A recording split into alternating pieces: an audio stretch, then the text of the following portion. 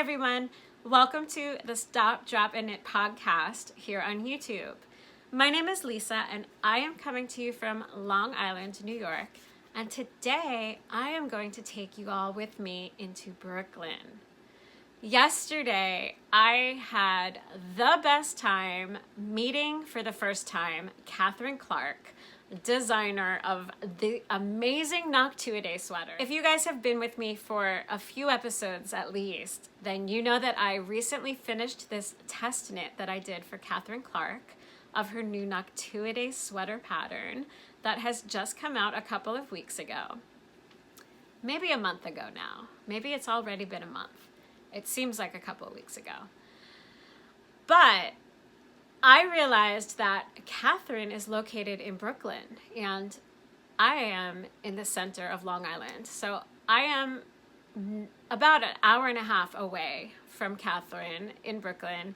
And so I messaged her and I said, hey, I would love to have you on my channel and chat with you about Knock-2-A-Day and a bunch of other things. And she said yes. And so after a couple of dates that we had planned to get together, 2 times we got snowed out.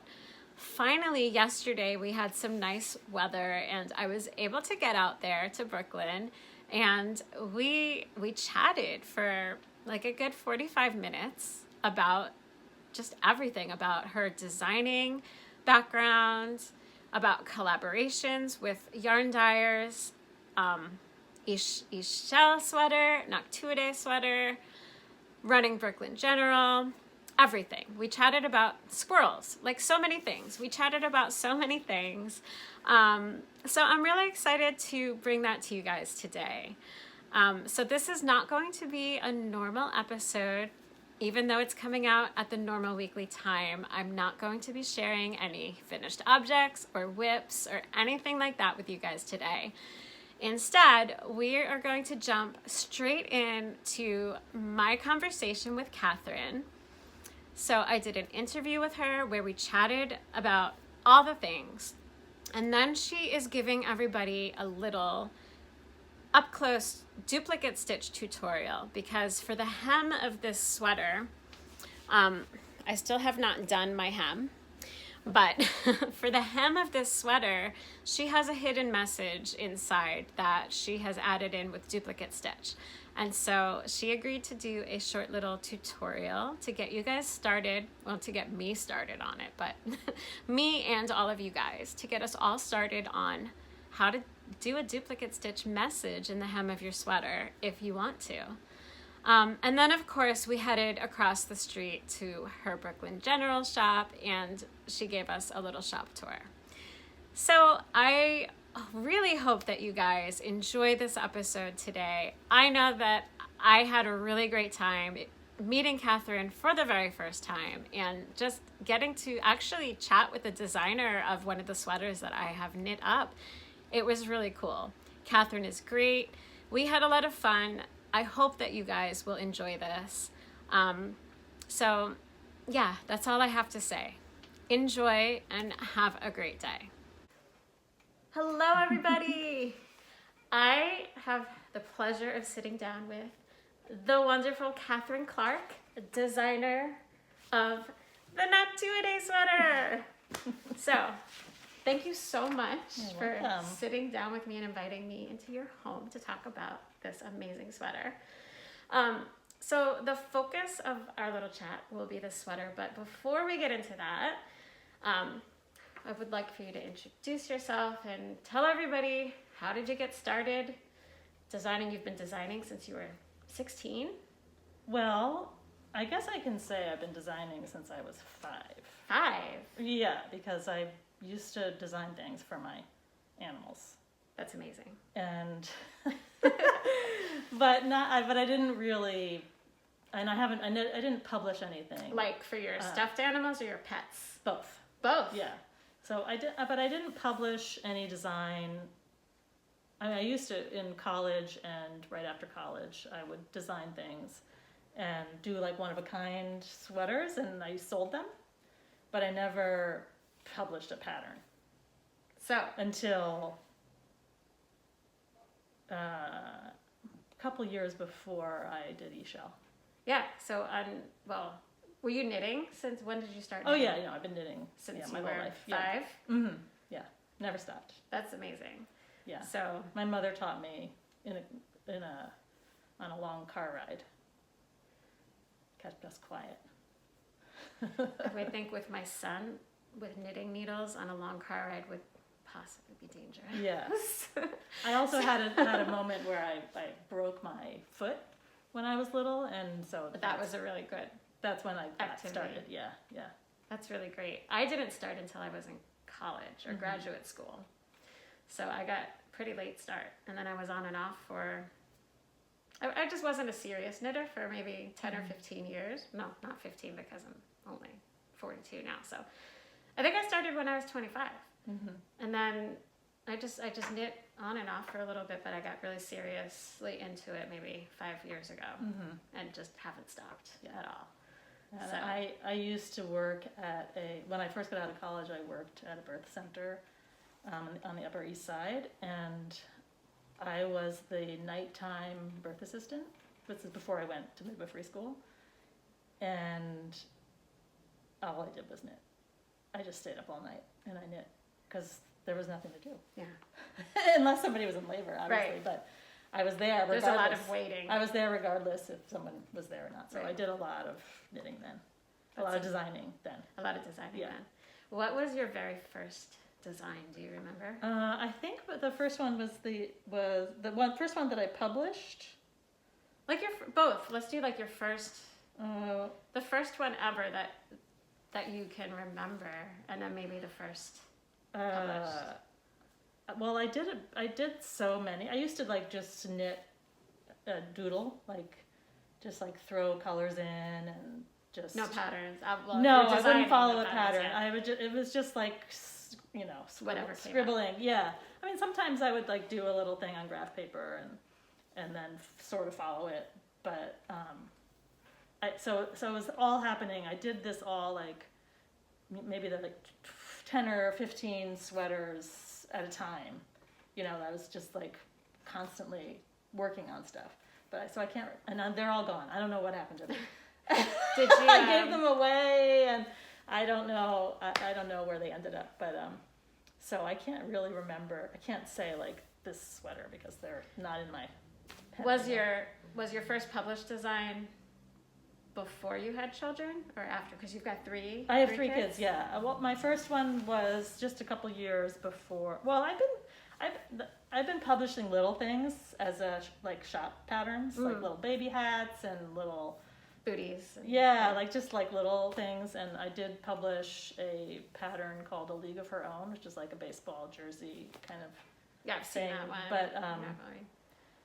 But but my first color work published pattern was eShell. Yeah. So, okay. And that got me like, Well, all juiced up to keep doing I was it. gonna say, so eShell seems to be this really monumental moment in your designing career because you have a handful of designs up on Ravelry, but then all of a sudden eShell comes, and so you can talk about that a little bit. Do you want to pull out the sweater? Yeah, well, I think what happened with me is that I finally sort of So we have it in person. This So is our then- tag from the shop. I finally sort of connected to my knitting in a like kind of, it sounds weird, but a kind of more spiritual way. And the designs are like really from my heart. So it was like just kind of so much more satisfying With to this, design something that is actually has meaning.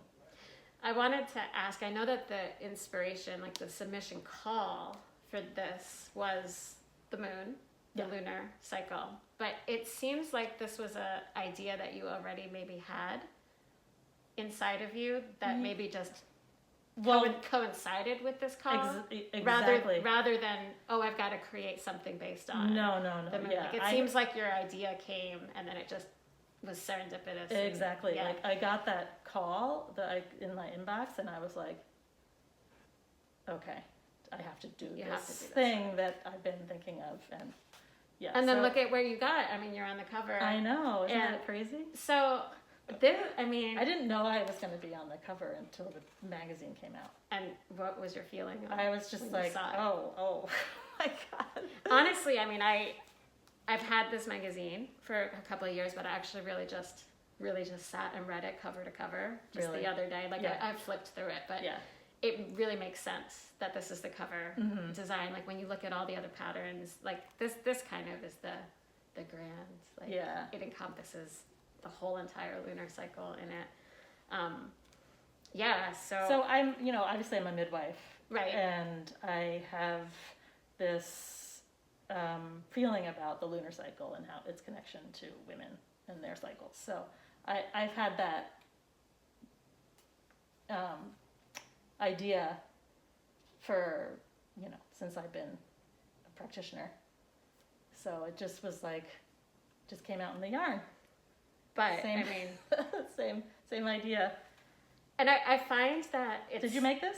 I have not made it Okay. yet. It's on my list, especially after doing Noctuidae. This is now definitely Well, on I my have to list. say, like, when you put this on, you kind of feel like, A superhero. totally.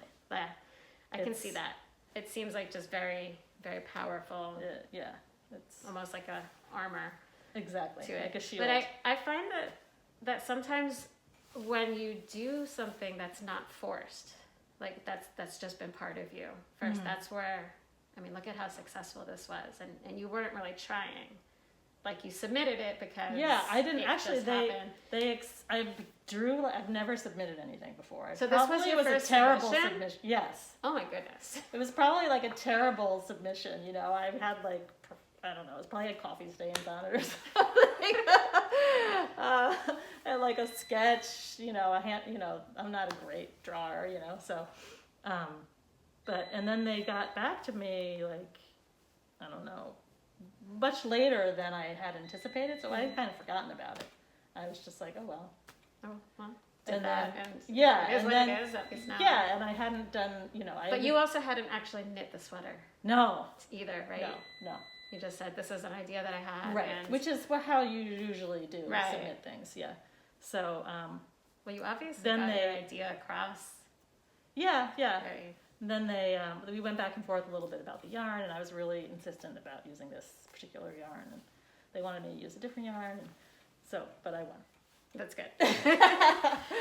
So, I mean, all of a sudden you've got this design, and everybody, if they haven't knit it already, it's in their queue. They're planning a project. I was checking yesterday on Ravelry. There's already over 250 completed e-shell sweaters. Yeah. Right, and then there's another 250-ish in progress. Mm-hmm. So you've Is that a got. lot? I don't even know.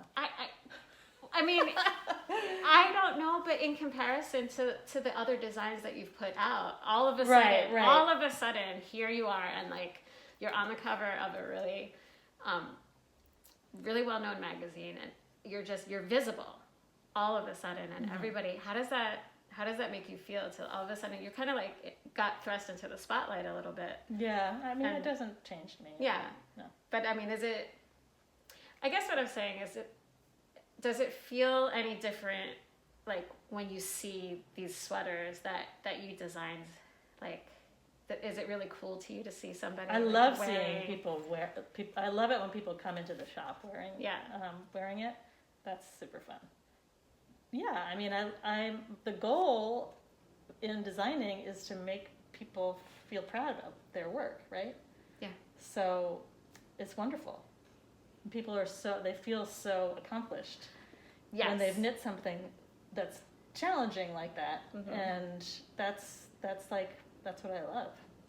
So since the e-shell, I feel like you're kind of finding almost a signature style in the types of sweaters that you're designing, because this one is full on color work everywhere. Yeah. You had one design, at least one in between, Bela, I think. I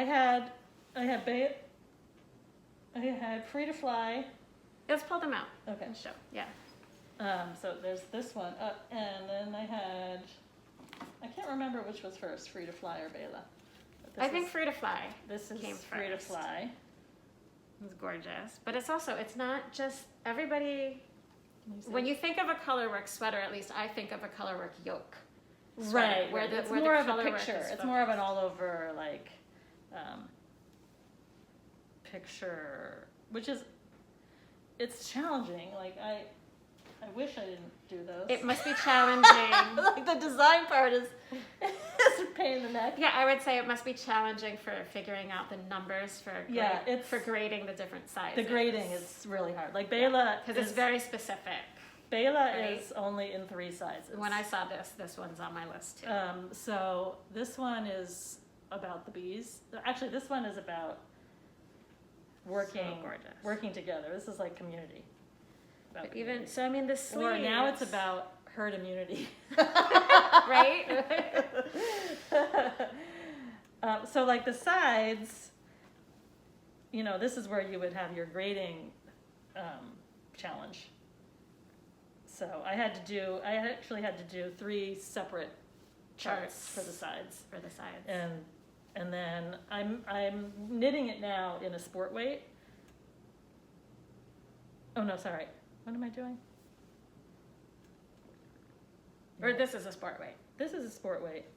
Are you knitting? Oh, I'm knitting the Free to Fly in a the sport Free to weight. Fly. Yeah, the Free to Fly is also only in a couple sizes, and this was also very, very challenging to figure out the side, the grading so on the is it sides. mostly the side? Because I noticed for Noctuidae you had a separate side chart.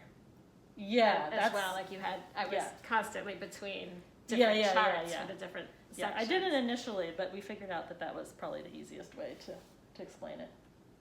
So this one is about just speaking your voice, right? These are representative of cages, and the birds are escaping. They're flying through. That's really cool. Through the bars of the cage, getting out. That's awesome. I can totally see that. I never would have thought of that just looking at it, but as soon as you point that out, it's very evident. And then I designed this. This is like a departure. Yep. This is not a colorwork sweater. No, but it was really fun. It was just like a stitch pattern, and I actually love my this. favorite colors too. Yeah, this is with the La Bien-Aimée helix. It's really beautiful. I actually really love this shawl. Oh, this was inspired by Little Women. Really? Did you see the movie? No. Well, I saw that movie and I was like, I've got to make one of those things. Yeah, I love because it. it wraps around and it goes crisscross, and then it ties in the back. It's called a bosom friend. Oh. Isn't that funny? So let's talk about Noctuidae. All right, here's my original. So the original Noctuidae. Yeah, so I've changed a couple of design elements in the final pattern that are not. It's just so gorgeous. Yeah. So, we all have moths. Yeah. And then you did a 2-color version I did a 2-color because I know that some people just don't want to do the color work. So basically the 2-color is you just do the main color in where you have the 3rd color. So do you remember back to your original inspiration to make this sweater? Like moths seem like. Well, I thought it was kind of funny. Right, I know, because I thought moths why not do it like why not celebrate something that we all hate, right? Right. Yeah. As knitters, we hate moths. Moths do get a really bad rap. And I thought that's kind of funny. Let's do a juxtaposition of that. Yeah, let's do a sweater celebrating them. And if you go and you look on Google Images, like the moths are just amazing. And I also love it's another symbolic sweater. So the moth is a symbol for seeking truth. Mm-hmm. So I love that stuff. I love thinking about the meanings of the symbols. I like the symbolism, and I love having an article of clothing that is showing that. Representative. Yeah. In a physical form, something that we Yeah. keep inside. Exactly. Yeah. So let me read this is what Catherine wrote about the Noctuidae in the pattern, in her introduction to the pattern itself. So the Noctuidae, the name for the sweater, maybe before we even get into that. So where did the Noctuidae name come from? I know the answer to this. But Well, I asked the Spin Cycle, Kate of the Spin Cycle team, to design, to come up with, I gave her like a bunch of pictures of moths. And how long ago was this before you started designing the sweater?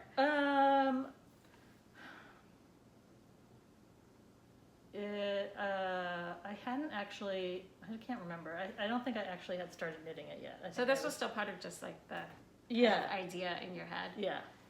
I was drawing it. I was sketching, and I have a program that I do my color work charts on, and I was putting it in there and like playing around with stuff. What made you choose Spin Cycle? Because I didn't want to have. I mean, initially I was like, oh, I can use 10 different colors, right? And make people really mad at me. So it simplifies. So you just have a third color and it changes. And it just changes on its own. And I also really like the challenge of letting go of control. Okay.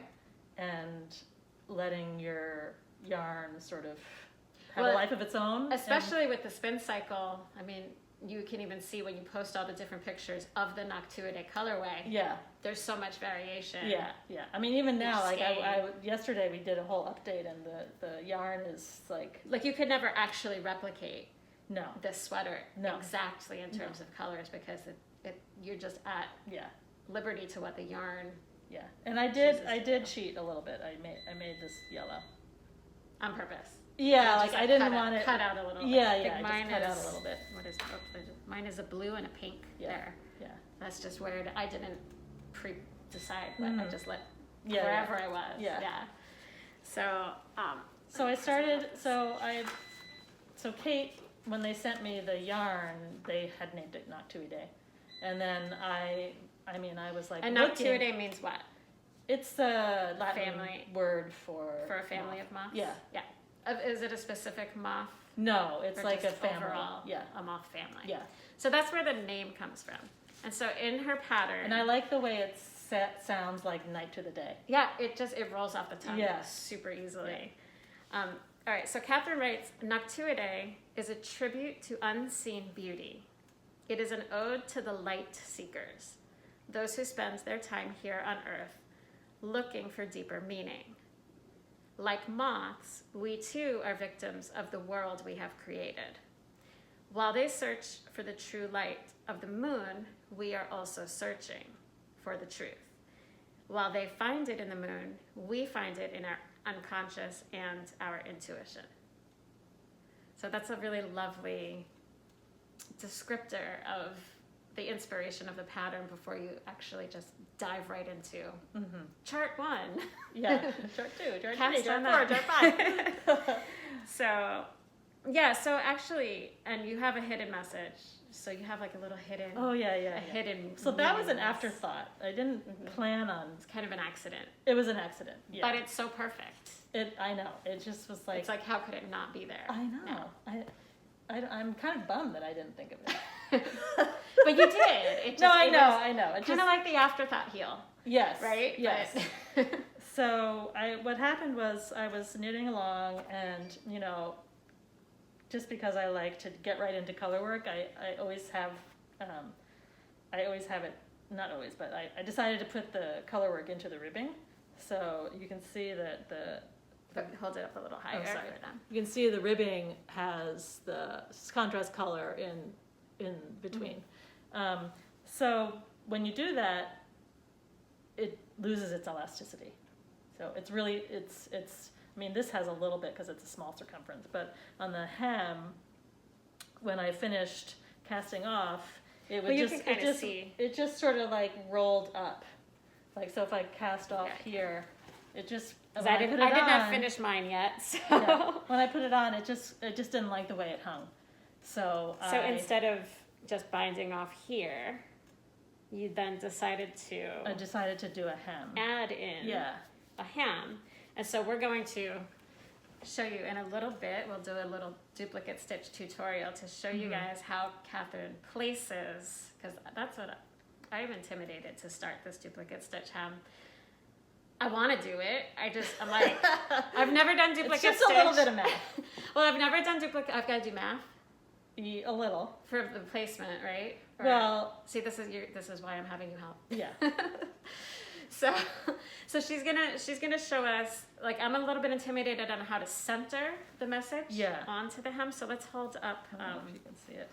I have to get it higher. So this is just so gorgeous. It says, always seek the light. And so it's a hidden message because you're not going to see that from the outside of the sweater at all. So it's just for you. Yeah. And you don't have to write this message. You can choose anything. But it's a really great message, and it really goes hand in hand with the moths theme and everything. So there's a lot of interest in this sweater. I think right up along with Ishel. Maybe it's not on the cover of Pom Pom, so it doesn't have the visibility yet that it does. But from people that have seen me knitting it and the interaction with your pattern, your photos on Instagram, there's just a lot of like, wow, like, and it is very intimidating a little bit because it's so much color work. Yeah, but it's but like that's why I did the 2-color version. Yeah. And so did you use a different yarn? Yeah, I used also a non-superwash fingering weight. Is that Tukuwool still for the this is Twisted Willow Cobblestone. It's from the UK. The dyer is in Canada, but the yarn comes from the UK, and it's BFL and brown masham. You could actually see, like, when I was wearing it, you could see, like, there's every once in a while there's like a really long brown hair from the sheep, but it looks just so cozy. So I would say, I mean, now I'm making the e-shell again, and I'm like, oh my god, this is so easy. So if you want the e-shell to feel easy, start with the Noctuide 3-color version. Well, how did it feel to go back and knit after you knit the sample in the 3 colors? Has it felt like a piece of cake? Just the 2-color version. Totally. Yeah. So that's a really great option. But you still did the duplicate stitch on the hem. So that was something that you just really, really like. And a design element. Yeah, I don't think I'm ever gonna do. I think I'm gonna do it just always. Keep going forward. Yeah, with that. I mean, I don't always want to do a hem, so I have to figure out other places to put it. Maybe like pocket or. That's really fun. But I think, I mean, definitely we've got, the Ishel has, this is all over color. I see a signature style developing, at least in your colorwork sweaters. Yeah. Like, you don't just do a colorwork yoke. You just go all for it. Like, because I get bored. So is that your solution to just like this way, like, because the colorwork yoke, especially if you're knitting top down, you get the fun part right away, and then it's like then you're like, oh, I'm gonna put this in a bag now. Yeah, or I mean, but I find that it's really great. Like, you have that excitement at the start of the sweater, but then I always need to have like a not a break, but 2 different types of knitting projects going on. Exactly. Yeah. I have to have one that I can bring anywhere that I don't need to think about. So it's like, for me, after the fun part is done, then it just becomes that, okay, like, mindless knitting that I do need to always have as an option on my needles. Yeah. But definitely. Yeah, this is the kind of sweater you need. This was not boring. a backup mindless project at the same time. Yes. Yeah. Highly recommend it. So, the only other thing about this sweater was I wanted about the Skydance yarn, because this is your in-house Brooklyn General. Skydance is, it's a mixture of Cormo, let me see if I can remember, Cormo, Romney, and Merino. And it's all sourced in the Hudson Valley, and it's like my perfect weight of yarn that I like to work with. It's a little bit heavier than fingering, but it's not quite a sport yet. some people might think of it, it's more of a sport, but it's... But that's why it pairs well with the spin cycle too, because spin cycle, a lot of people pair it with fingering weight sweaters, but they call it a sport weight. But it seems like it's not quite really no, sport it's sort weight, of in the same ballpark. So you can kind of take that either with a fingering weight or with a sport weight. But I'm like, I like to mix all kinds of yarns, different weights, and so, I mean, it works. It does. Yeah. I mean, the Tukuwool is much thinner than the Skydance, and it's fine. It came out fine. So the bad news is that I can't get the Tukuwool anymore. I saw you said that, yeah.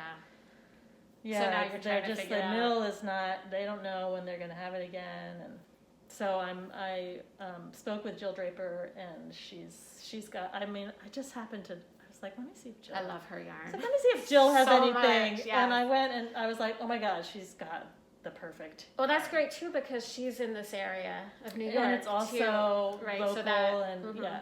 And and she happens to have like hundreds of skeins of it. So I'm like, it's a win-win for her and for me. So that's really. Hopefully she's sending me a skein so I can play around with it. Yeah. But, yeah. Do you have any of the little swatches that you made of the two colors? Those are in the shop. Those are over in the shop. Yeah. So Yeah, I can maybe show you those later. get a little footage of those later. Yeah. But, so I think that's everything for the Noctuidae sweater. I also have a couple of mittens. Let's show the mittens. So these are also full-on color work. These are my mittens. my squirrel oak mittens. I love these. I this might have been the first thing I published. I can't remember. And then these are my Women's March mittens. These are after, I love these. you know, I wore these to the Women's March back in, when was that? 2016. Perfect. This is Jill Draper's yarn, actually. Which yarn The is Mohawk. it? Mohawk. Yeah. I used her Mohawk light for a sweater, and I was like, this is my new favorite yarn. Yeah. It's amazing. So you were collaborating with Spin Cycle to find the perfect, unpredictable colorway for the moth sweater. Yeah. Did you collaborate with Magpie Fibers? Yeah, I did actually.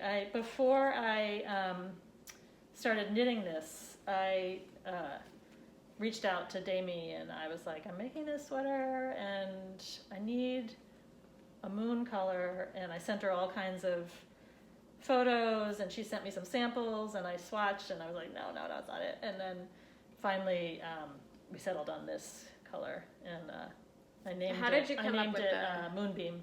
with the gold? I try to think. I look in the sky and then I see. Well, I think that blue and yellow works really well together. Beautiful. So I.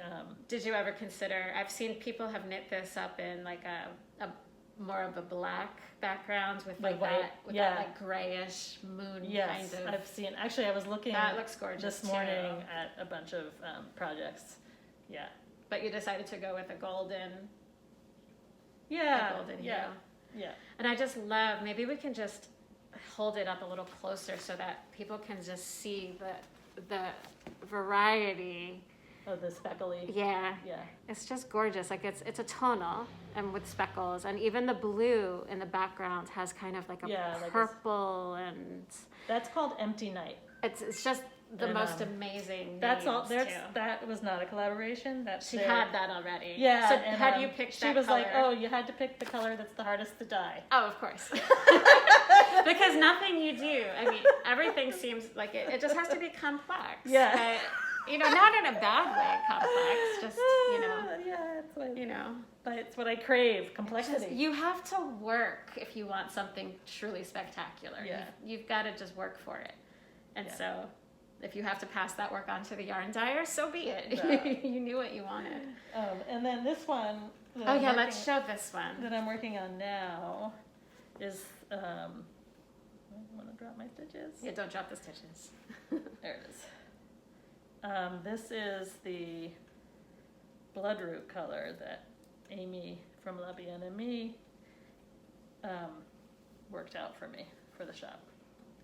It's gorgeous. I love this. This is, I don't know if you can see the variation. Oh, you should show me. I can show my you guys have seen but my love these note. moons, these are blood moons, and they have pink and a little bit of orange. And it does play a little bit differently. Mm-hmm. So this is both bases together for the love note. So I have, and I brought So are these the only two bases she has it on? One of them is the silk mohair. And then this is probably, are you just using this? Is that the single singles? No, I'm using sport. So you're using a sport weight. Okay, Yeah. so so this the same color on different bases. Can you see that? This is the bloodroot? Yeah. Yeah, there's like... I know. Oh, you can see it a little bit. Yeah, yeah. I have the so labels pretty. to prove it. I know. So, and then together, you know, they look like this. You can see all the beautiful variation so of pretty. the hot pink and red tonals in there. I love this for the love note especially. I was searching the colors on your site. This was the first yarn I ever ordered from you. Oh, really? It happened to be your signature color. Yeah. So yeah, this one is a really good one. Then we had another yarn that she created for us called Vera, and it's a yellow with like some speckles and gray. That's so when really you pretty, too. collaborated with Amy, this was when initially the bloodroot at least was when you were bringing her yarn Right. The bloodroot was into New York. Yes, that was my first order with her. Are you the only shop that carries her yarn in the States? No, Not there's, anymore. There's quite a few actually. Tolt was first, and then I was second, Okay. and she's gone into a handful of other shops. Yeah. Do each of those shops have their own signature? I actually color? don't know. But I don't know. So did you ask her for this? I don't remember how it came up, but I think I asked her, yeah. Or she asked me, I don't remember. And then how did She you... likes to do it. She likes Yeah. to come up with the color. That's her thing. What was the inspiration for the bloodroot? Well, the actual plant, the bloodroot plant. There's like a teen book called Bloodroot Mountain. Okay. And I love that book. It's like it's an easy reader, like chapter book. And that's about my level. No, I'm just kidding. So that in this book, the bloodroot plays a big part, and I just love the idea of it being a root and the colors. Yeah. Well, she knocked it out of the park for the. I mean, it's really an pretty. amazing color. So, let's talk about Brooklyn General. Okay. How did you start it? When did you start it? I started. Why did you start it? Well, I started it when my kids were little, and I was I wasn't new. Let's see, when did I start? I opened in 2002, and I was working as a midwife full time, and I was feeling like I needed to have some creative outlet, bigger creative outlet. And me and my dear friend Katie Metzger, we used to sit in the park together with our little babies in the strollers, and we would fantasize about opening a shop. And then I was like, let's just do it. Like, who cares? Like, no business plan, whatever. So we did. And I remember I had my first meeting with a rep with my baby, Oliver, in my arms. He was like 2 weeks old. Oh my goodness. And she came, Antonia, I actually saw her this week too. She came and she sat in my living room, and I bought a bunch of Rowan. And I had downstairs where my midwifery office is now, I had a space there, and we just started slowly filling it up with stuff. And then that was it. We were open like sort of sporadically, like a couple days a week, and then what happened was the space across the street became for rent, and that used to be. It used to be a department store, Right. like one of those old Italian department stores with like underwear and ladies' girdles and stuff, and Well, kind of like a general Yeah. department store, like has a little bit of everything. Yeah. Yeah. Kind of like the old time Target, sort of, but much better. Yeah, I mean, you could go in there and get like a vinyl jacket from the 70s. Oh, really? New.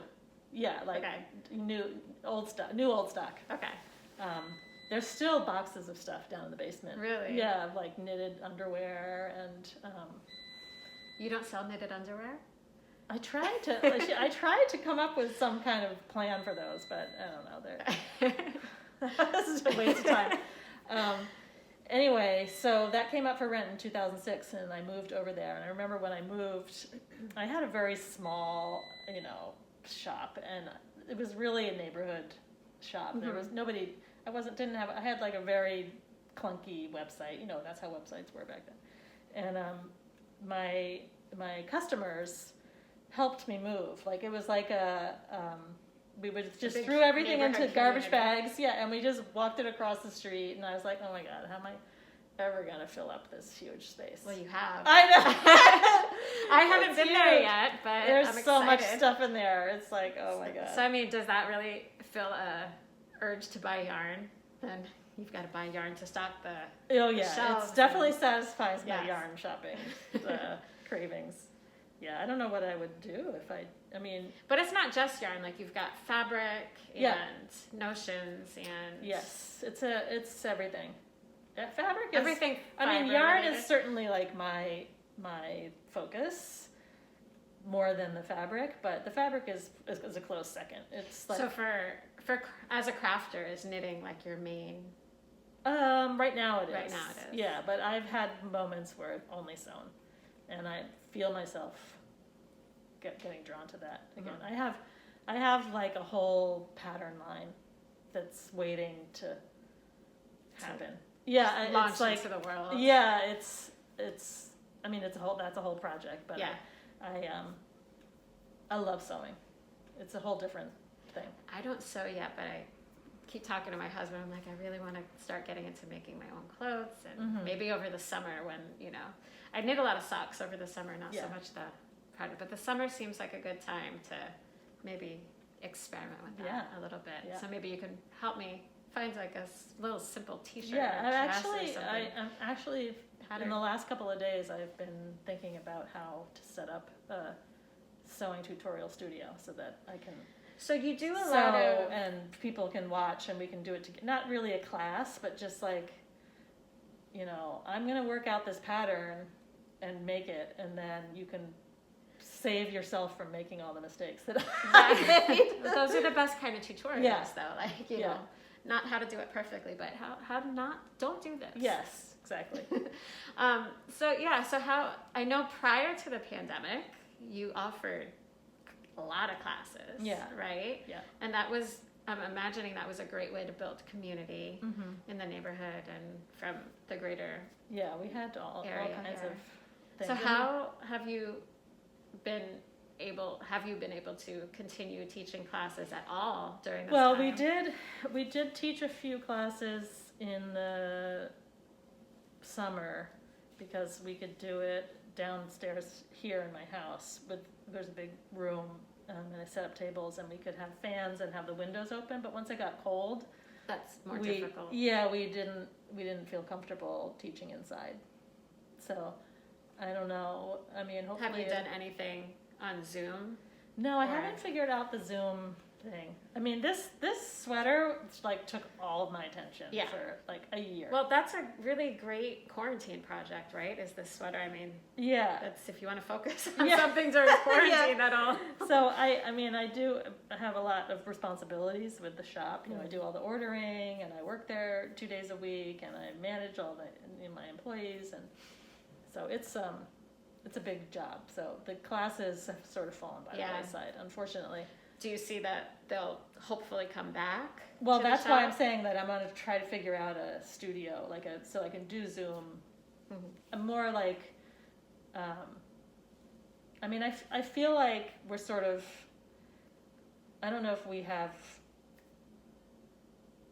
I feel like there are a lot of people out there doing amazing classes on Zoom, and I don't know that I want to really necessarily compete, with them, and I'd rather just do something more casual, Well, I don't think it has to be like a competition, but it has to really feel like something that you want to do, because I've been teaching over Zoom. That's the only way that I've been able to continue teaching, and it zaps your energy in such a different way than just in person. Yeah. Does it in person? You get energy from people, and then on Zoom it's such a void. You don't have any like interaction. It drains energy. It's like, it's kind of the opposite. So I think a lot of people have been making do as best as they can and just finding ways to keep their businesses going. Sounds like you're lucky and you have a lot of stock to sell. And well, I mean, what really saved us during the early days of the pandemic was the fact that we have fabric. And everybody needs to make masks. Exactly. Do you sell masks in your store? We did. When my employees were stuck at home, I just had them making masks. And I sold all of those. And I sold a lot of mask making kits. And I did a tutorial on how to make a mask, and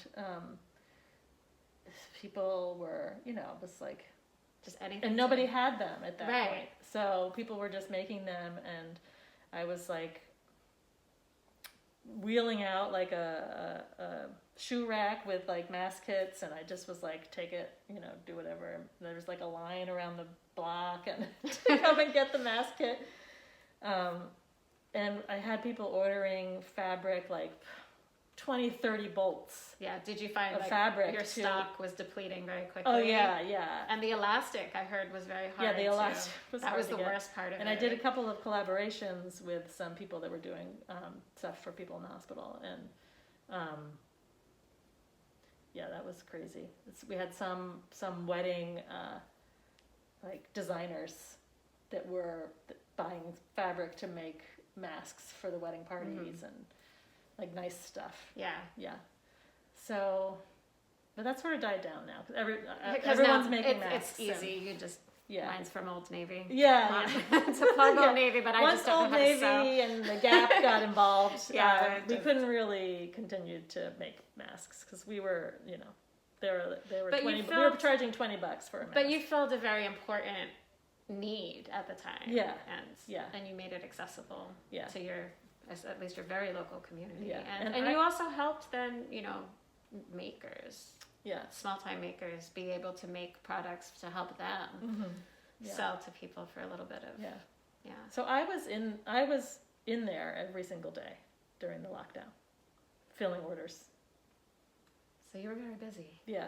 My son had to come help me. I made a total mess of the shop. It was crazy. He was like, Mom, put stuff away. Yeah. Well, I think we're gonna head on over to the shop and give everybody a tour. But this has been so wonderful to chat with you. There's two things I wanted to ask you about. One of them you can maybe talk about in the shop, and that is all the squirrels. Oh yeah. I need to know about all the squirrels. So I think that I'll try to find them. Maybe you can have some squirrels to point out in the shop. Yeah, I have some. Yeah. Okay. What is it with squirrels though? I don't know. It's just one of those random. Yeah, I had a pet squirrel when I was a little girl. You had what? I had a pet squirrel. Like a real pet squirrel? Yeah. Yes. Have you seen? Disney just released a new movie that my 6-year-old is obsessed with, and it is called Flora and Ulysses, and it's about this. You need to watch it if you like squirrels, and especially if you had a pet squirrel. So she rescues this like pet squirrel, and the squirrel ends up having like superhero powers, and it's amazing. What? I know. For me. It's so great. My son is obsessed with it. Oh I think my God. It came out last week. Oh, maybe? That's so exciting. So watch it tonight. If you got Disney Plus, I do. Yeah, I do. Okay. Flora and Ulysses. I can stop watching Hamilton for a minute. Yeah. It sounds like that'll be right up your I've watched alley. Hamilton like 6,000 times. Whenever there's nothing to watch, I'm like, let's put Hamilton on. And then I just have one last question for you. Yeah. So the name of my podcast is Stop, Drop, and Knit. And so I have found that, because I touched a little bit on spinning, so like the drop part of it for me at first was drop spindling. Yeah. But then just stop, drop, and knit. Like I have found there have been certain projects that for whatever reason I would stop and drop everything else and just cast it on like right away. So my question for you is, do you have a project like that you can think of? Has there anything like that just grabs you, or maybe it was a design? Just anything that really grabbed you that you just like not do anything else? Yeah, like full on. Yeah, every single design. Every single design. Yeah, it's like a full on serious concentration for. I mean, I don't know how these designers like pump out like 1 or 2 or 3 designs in a month. Well, they're not doing like. No, but I mean, like I'm like As so. intricate. I mean, and I'm just. I get really, really focused, and then I just, And so that you're just yeah, right on that design until it Yeah. until it leaves your system. Yes. And then you sit until back. it's out. Like, I felt like I had a baby when I. Yeah, I would imagine. I was so tired that day after the release. I was like, oh my god. Well, and then now I gotta take a nap you for like. aligned it with a full moon as Yeah. well, which I know has Yeah. some meaning for you. Yeah. So There's a full moon tomorrow too. is there one tomorrow too? Yeah. The release day, I remember I was driving my son home from theater, and the sky was so clear, and that moon was so bright, and that was the day of the release of this. The moths are looking So, for yeah. you. Well, thank you so much for chatting with welcome. us. Should we take our about- masks off for 1 second? We can for 1 second. Hi. I know it's a little, but so Okay. you see our faces. So- Hi. So yeah. So I think we'll say goodbye to you, but we're going to do a little quick duplicate stitch tutorial. Oh right. Yeah. Okay. And a little brief shop tour. So I'm going to bring you guys those, and thank you. So I'm going to show you guys how to put the duplicate stitch in the hem, and basically you are laying your sweater flat, and I mean you could count out the stitches exactly, but I just did this. This is the side seams, and then I basically measured the same amount on both sides to center the letters. And there's a stitch count, so I can't remember what my stitch count is for half of the sweater, but you basically subtract the length of the chart, which is, I can't read it, I think it's 102 stitches from the total stitch count, and then whatever's left over, you divide that by 2, and that's your what's on either side of the words. So I'm gonna work on Lisa's here, and I'm not gonna do it exactly because I'm not gonna take the time to count, but I can show you. What I did was I whip stitched my hem in place before I did the letters. I don't think it really matters if you do that, but this thing was just, it was just bothering me having this all like floppy, so I would do that. And I'm just That's good to know, because I thought that it had to be the other way. I thought you couldn't whip stitch until you did No. Well, you can't whip stitch this part, but you okay. you can whip stitch Oh, around the rest of it. Yeah. Ah.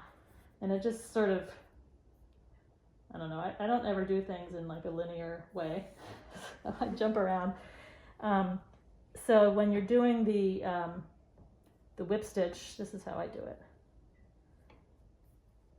So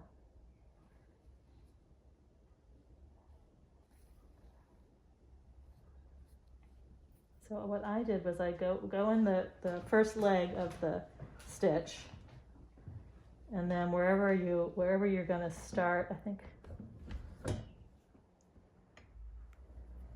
your hem is longer than it needs to be.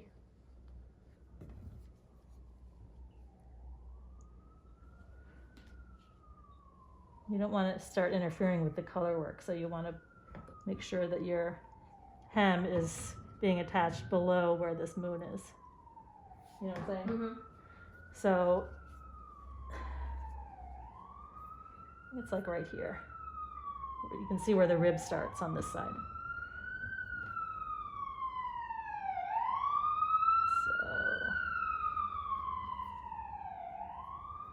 So obviously, if you're using white, you won't see it so much. So it's basically one stitch per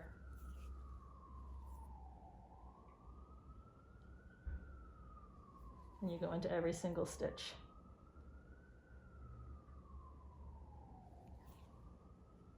I want to make sure. Yeah, it's about right. So to do the duplicate stitch,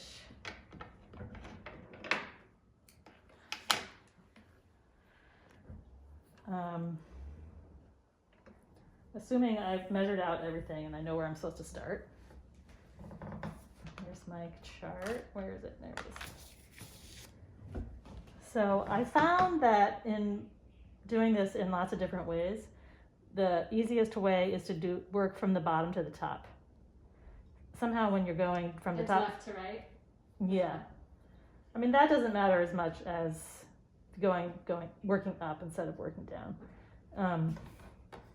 So I'm gonna just start here. So I think as far as I can remember, it's about 1, 2.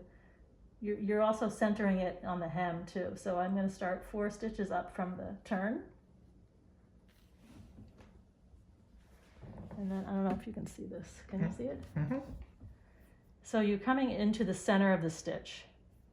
And then you're just following this stitch. And then going back down. Into the same hole that you came up in. That's all it is. Beautiful. A lot less intimidating. Easy right? like that. Yeah. And I've also found that, you might want to cut corners and do, and then you come into this one, which is just the stitch right above. Go around it again.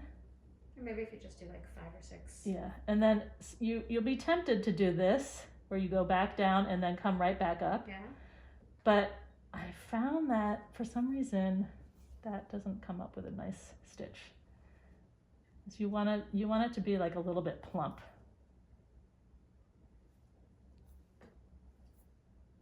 So it takes more time, but the result is much nicer. yeah. So there's 3.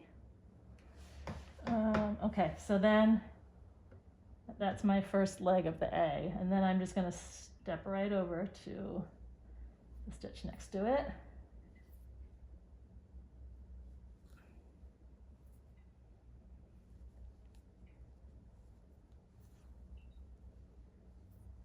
And keep going.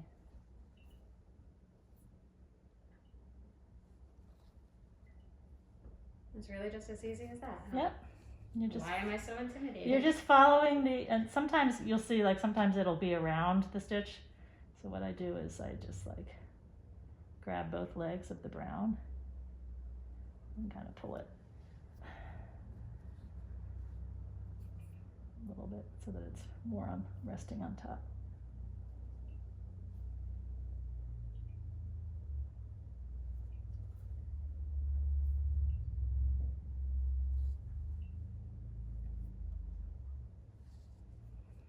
And you can also do this for if you make mistakes in your sweater.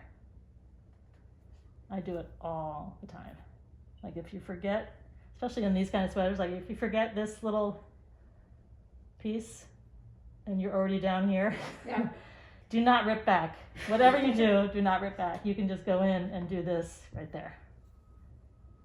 Make your little stitch. Much better than ripping back. Yeah.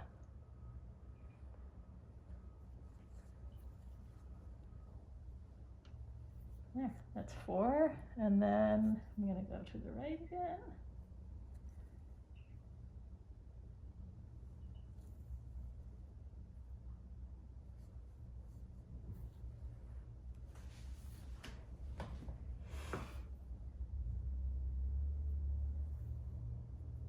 I don't want to do too much on this because it might not be centered in the right spot, and you have to just pull it out.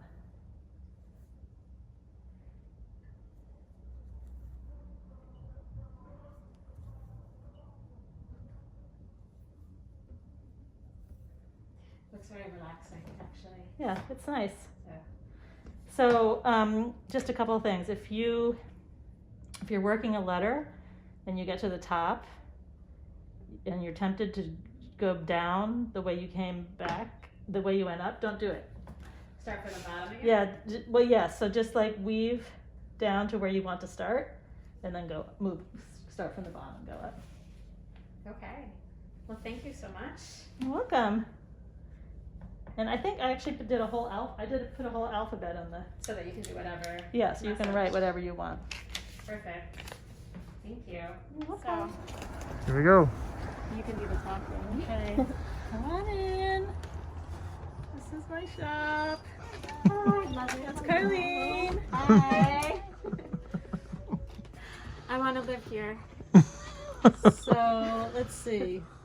So it's organized by a weight of yarn. So it starts out with fingering. This is our Spindrift cubbies. I love it. All the amazing books. Yeah. And then this is all our ribbons and our buttons.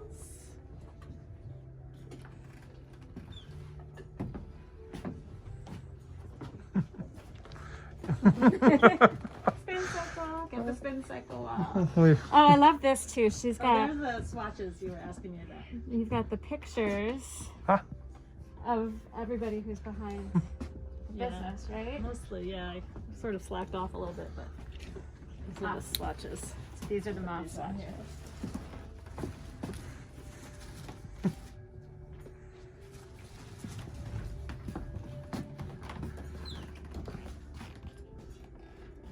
Those are cool. Where is this? This is. It's called Cabin Life by Oh yeah, this is Hody. Oh, that's Magpie oh, nest.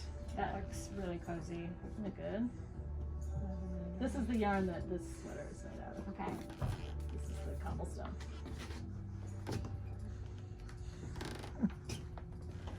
We have lots of rickrack. There you go.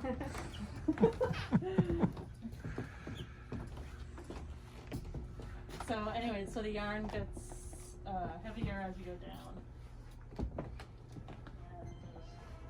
Squirrel. Yeah, that's All right, so that's our Labianami collab thing. that is so cute. Oh, that's right. We got to find the squirrels. Mhm. Here's some squirrels. This little squirrel situation here. Do you still sell the kits to make the little squirrels? We don't have any kits right now. Right but now. The pattern. We have The pattern, okay. Super cute.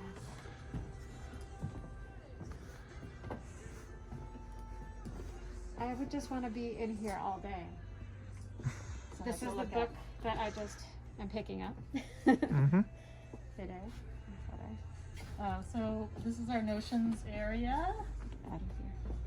Knitting on this side, sewing on that side. And this is our little embroidery nook. So we have floss and a bunch of kits and books. And then this is our wool felt. Oh, it's kind of, don't look, not very neat. It's okay. Alyssa's hiding. Listen, remember you were in that video that we did? Oh yeah, I forgot about that. And then these are all our fabrics. Here and around here.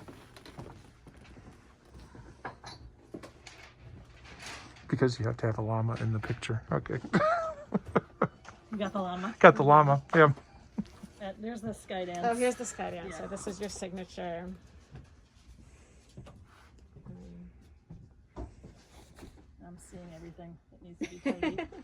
Some knit collage there. I love all the honeycomb, like the hexagon. I got those Storage. made for me when I did Vogue for the first time. So tell us about this tree. So that's a tree made out of a bunch of sweaters from Salvation Army that I just felted and sewed That together. was really fun. I had the idea that I would change it with the seasons, but that never happened. It's just always one season. Yeah. Oh, so much. And then this back here used to be our classroom, Mm-hmm. Uh-huh. but it has become our shipping Shipping station. station. Yes. Oh, here's some more knit collage down here. Fun. Oh my gosh, I would totally live here. So that's it. What about the sleds? Oh, the sleds were from a friend of mine who used to have a shop. And she's like, "You want these sleds?" And I was like, "Okay." So I put them there. She went out of business and she had them in her shop. Along. Yeah. Oh my goodness. Are these Noctuidae kits down here? Or No, these just are Sparky kits. I believe. Oh, okay. Yeah. Heard again. Yeah, we don't have any kits, Noctuidae kits put together right now because we don't have the brown. Oh, these are cute. All these little ceramics. Yeah, there's some squirrels in here too. There's a squirrel right here. Yeah. Aww.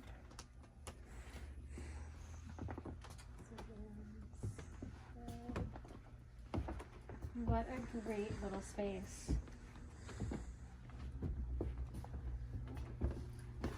This is our jewelry box. Very important. Ooh. Squirrel. Yeah. Squirrel. They're everywhere, see? Oh, here's the pattern, right? This one. Actually, I've never done a full count. So there's the pattern. And Sammy the squirrel. That's on Ravelry then, right? Yeah. So, yeah. Super cute. I think there's some. Oh, here's some squirrel stitch markers. Squirrel stitch markers from Kitchenkles. And then there's a beaver. Like, that's not Yeah. a squirrel. No, there's a beaver. Oh, they're so cute. Oh my goodness. I love it. I love it. If I lived closer, I would move in. I am How not. far is your? I mean, it took us about an hour and a half actually to get here, but I think without traffic, more like an hour. Mm-hmm. I think it just depends on the traffic, but yeah, we're all the way out in the middle of the island, Mm-hmm. so not close enough for me to be here every day picking up orders. Yeah. So, gorgeous. Thank you. And there's another tree up there. That looks like a real tree. Is that a real tree? Where? Um, Oh yeah, that's just a real tree. These are my bags that I designed. These union bags. Yes, the Yeah. union bags. Those are really stylish. And you've got all these buttons and ribbons and everything. This is so great. Thank you. I had the most fun time today visiting Catherine, meeting her for the first time at Brooklyn General. You guys know that I got some acquisitions when I was in Brooklyn General today. So I thought that to end this video, I would just do a quick little acquisitions haul. If you're not into seeing acquisitions, I just wanted to say thank you so much for everybody who has watched this video. If you enjoyed the interview today, I would love it if you guys would hit the like button. That will help this video become more visible on YouTube. If you enjoyed it and want to see more of this type of video on my channel, go ahead and hit subscribe and let me know in the comments that this is something that you would like to see more of. I would really appreciate that so much. So the first thing that I picked up, I actually pre-ordered a week ago. I was supposed to do this interview actually for the last 2 Fridays. We got snowed out 2 times in a row, so the third time is the charm. I went ahead and hopped onto Brooklyn General's website and snatched up my copy of this book so that I would be able to pick it up when I got there, because I know that this book was flying off of shelves worldwide, and I think the first print run is already sold out, and it is not easy to get a hold of. So if you're wondering what I'm talking about, it is this beautiful Strands of Joy book. I also believe that there is at least 1 copy, if not more, still available at Brooklyn General. So if you guys want to get this book, you guys should head on over to Catherine's shop online and snatch your copy up. yeah, so I did a pre-order for this book so that I could just pick it up when I did my interview with Catherine. This book is gorgeous. So Johanna, I don't know if I'm pronouncing that right, but she is a Finnish designer. I haven't even had a chance to flip through it yet, but I'm just going to. I have just really flipped through the patterns online, but here she is. That's Anna right there. She is modeling a lot of her patterns in this book. I mean, look at this. I want to definitely knit this cardigan. I think that's called Woodland. This is another one. I mean, the photos in this book are incredible. This one is Juxtaposition, another one that is on my list. I watched an Instagram live that she did with Lina, and she was wearing this mocha swirl design. I think that's what that one is called. It's beautiful. This book is incredible. There is this cardigan. This is a book that I could definitely see myself knitting my way through, for sure. This one, fantastic. I'm really, really excited about this book. So I'm just gonna flip through and show you guys which sweater I picked up yarn for. It will be no surprise, I think, to anybody. I just don't know what page it's on. This is another one that everything coming up roses. Beautiful. That's on all of these basically are on my list. And I think that she has them sized for like children's designs too. Rose Hip is another one that is very popular already. All right, where is my sweater that I'm gonna do first? Oh, it's called, not Mohair Swirl. This one is actually called Mohair Fudge. There's that one. I'm so excited for this.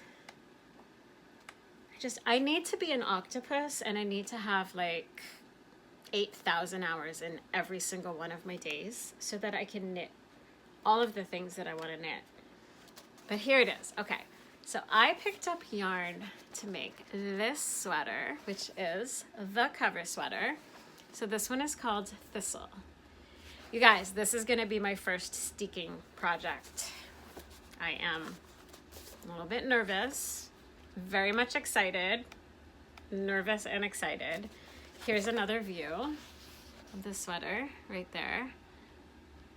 So yeah, so let me show you the yarn that I picked up too. So first I ordered the book last week, and then I was thinking about it throughout the course of this week. I knew I was going to be heading over to Brooklyn General, so I said, okay, I'm going to be picking up this book.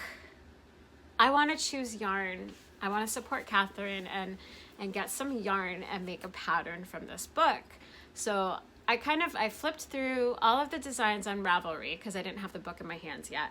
And I looked through and just kind of whittled down the choices and decided what I wanted to make. And I knew that Catherine has Tukuwool in her shop because I had to use Tukuwool Fingering. It's the darkest color in this design. So I knew that the cover design had been knit in the Tukuwool Fingering. And so that is the yarn that I picked up while I was there. So Catherine was nice enough to gift me, not the yarn, obviously, but she gifted me this little bag. And so I put my yarn in here. So this is a Brooklyn General Store, Love is in the Making little project bag. And this is what the, here, I'll undo this so you can get a better.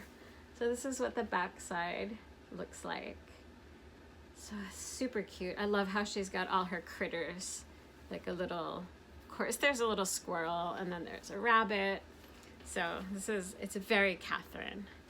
So I decided to put my Tukuwool in here for right now, and I'm just gonna fold this down and show you guys. So these are the colors that I picked out to knit my thistle cardigan. I got very similar colors. They're not exactly the same colors. Actually, the only color that Catherine had enough stock of was this one, the sake here.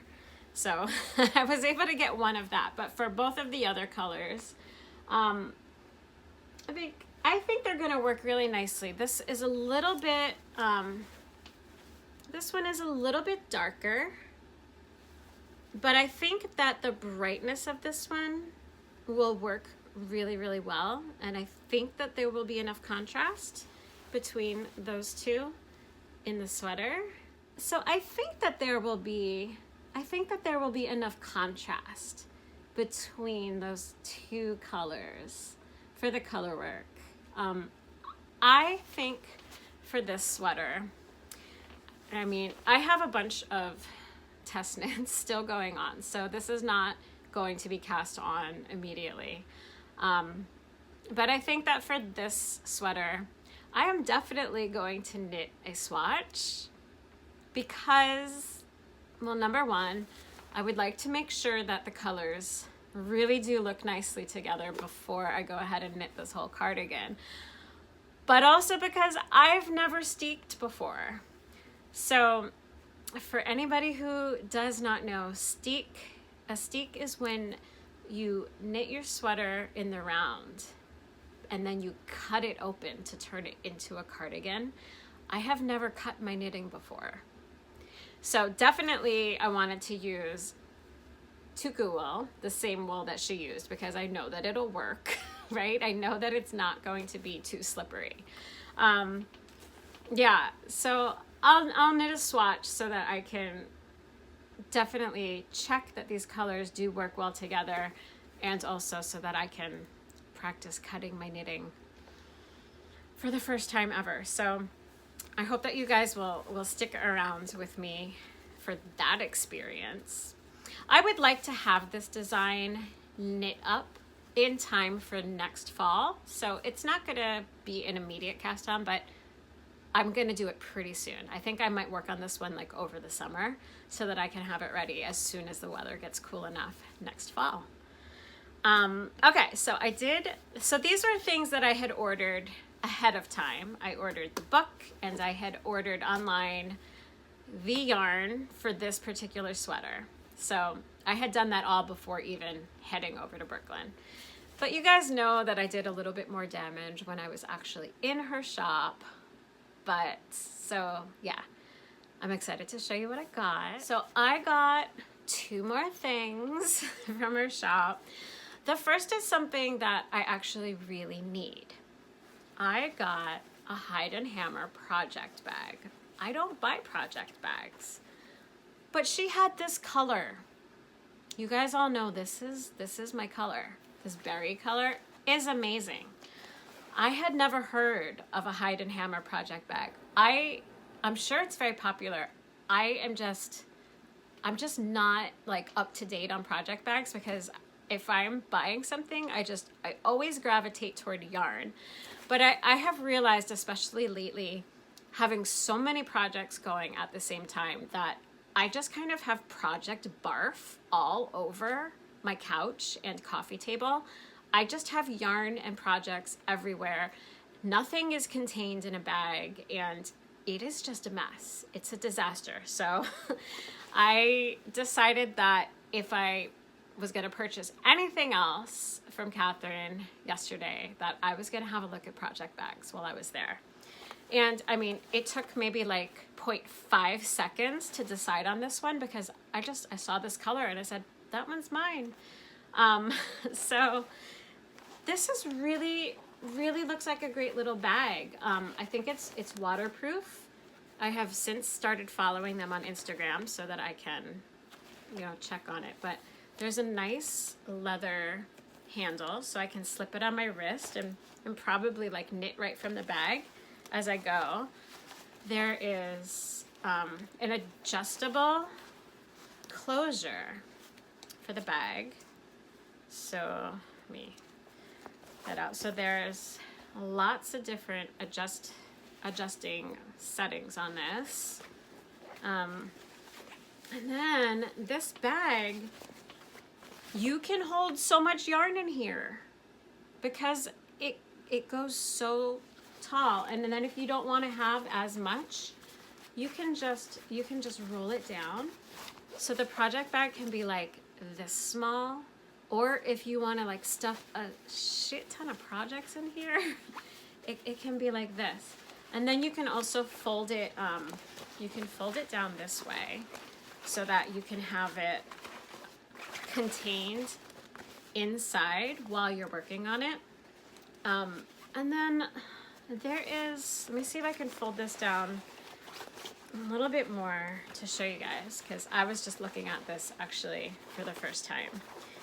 So you can fold the canvas down, and if you can see the stitching over here, inside, I don't know how well we're gonna be able to see this on camera, but there is a pocket here, and there has a few different sections. I want to get it a little bit more down. Here we go. Okay, so you can see this pocket here.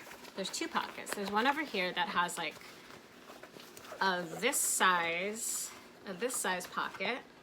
You could probably fit like scissors, tape measure, things like that. And then there's some thinner pockets there you can stick some needles in over here. And then on this side, there's a larger inner pocket over here.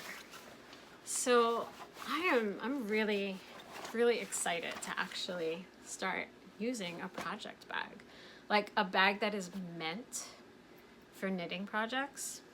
I've just been using just whatever random bags. I don't normally buy project bags, but this could be a new obsession. Not sure. So I got that. I mean, I said, I'm gonna look for a project bag, and then I just walked over there, and I honestly, like, I saw the color, and I said, that's the bag. That is my bag. And then I got one more thing, and I got one more drop spindle to add to my collection. And so this one just has some cute little sheep on it. It is a Louet. It is it's made in Holland, and it is a Louet octagon drop spindle top whirl. So I just thought that would be really cute too. And this way, if I have more drop spindles, I can potentially have more spinning projects going at the same time. So that is everything that I picked up from Brooklyn General. That is my little Brooklyn General haul. I had such a great time chatting with Catherine about her Noctuide sweater, checking out Brooklyn General, visiting her shop for the first time. So thank you guys all for joining me today. Remember, if you would like to see more of this kind of video, let me know in the comments. I've been excited to bring you guys some different content from the normal episode. So let me know if you would like to see more interviews, because if I know that you guys enjoyed this and would like to see more people featured on my channel, then I will actively look for more people to feature on my channel. But I need you guys to tell me what it is that you want to see. So definitely leave me a comment, give me a thumbs up, turn on your notifications, and subscribe. Thank you guys all so much. I hope that you have an amazing week, and I will see you guys soon. Bye.